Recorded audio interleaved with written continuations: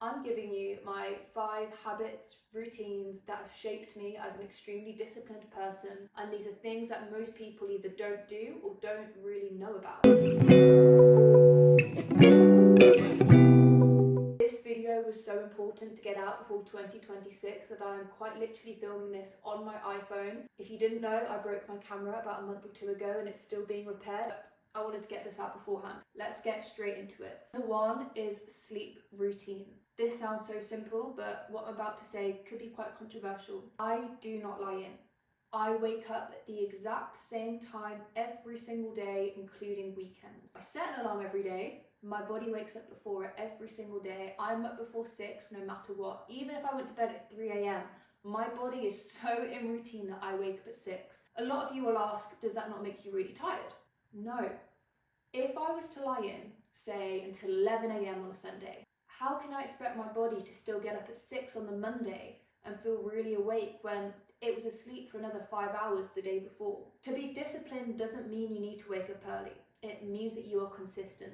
Your set point right now might be 7 a.m. Wake up at 7 every single day. Within a month, you will find how much easier it is to get up early when you stick to it.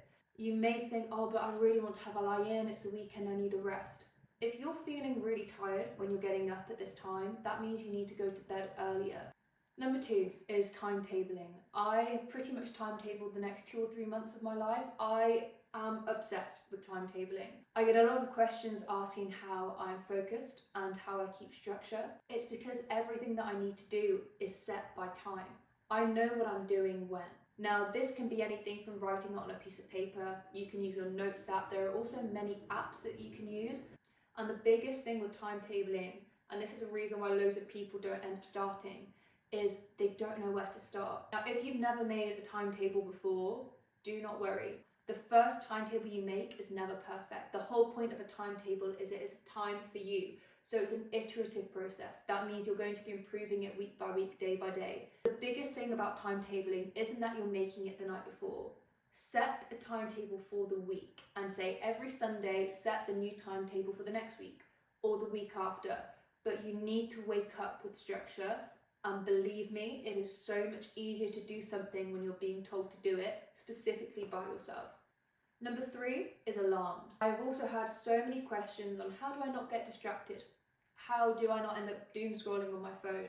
My phone has a different purpose when I'm studying, when I'm working, etc. It is a timekeeper. So I will put my phone onto work mode. You can set your own focus in your settings. My work mode effectively means I can only receive WhatsApp. I will set alarms on my phone throughout the day at different set points, whether that is an alarm for lunch, an alarm to move on to the next activity, maybe I'm going to the gym. And keeping my phone as a timekeeper means that my phone is no longer something for me to just scroll on in the day. It is something that has a purpose. Number 4 is something that I call a rolling list. This goes hand in hand with the timetable. This is something I've done for years and years and years. A lot of people have a victim complex when it comes to big challenges. They think it is too big, I don't know where to start, I can't do it. Any challenge can be broken down into manageable steps and actions. What a rolling list is let's say you've got 1 big challenge or 2 or 3, doesn't matter. You write that challenge into steps, into actions, and you write it in a list. You complete things from the top of that list. You take it off completely. And when you have something else to add, you add it to the bottom. The point of a rolling list is you try and complete as much of those steps. And the reason it's rolling is it is constant. You don't have to complete everything in a day.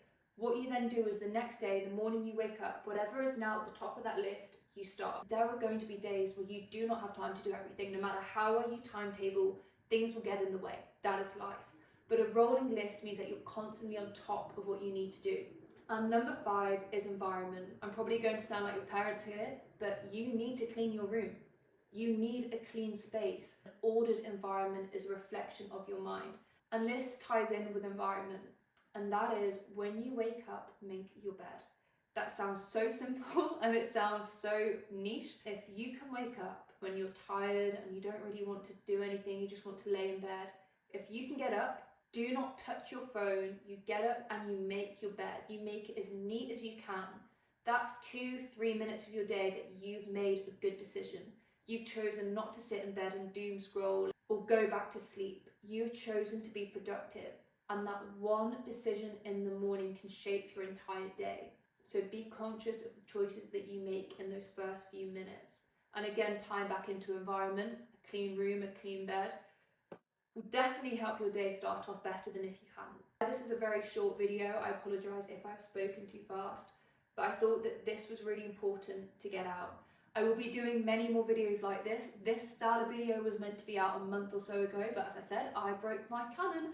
So I promise that in 2026, I will be doing a lot more of these talking videos. If you like them, please let me know. If there's anything else you want to see, put them in the comments below. Thank you so much for being here as always, and I will see you soon.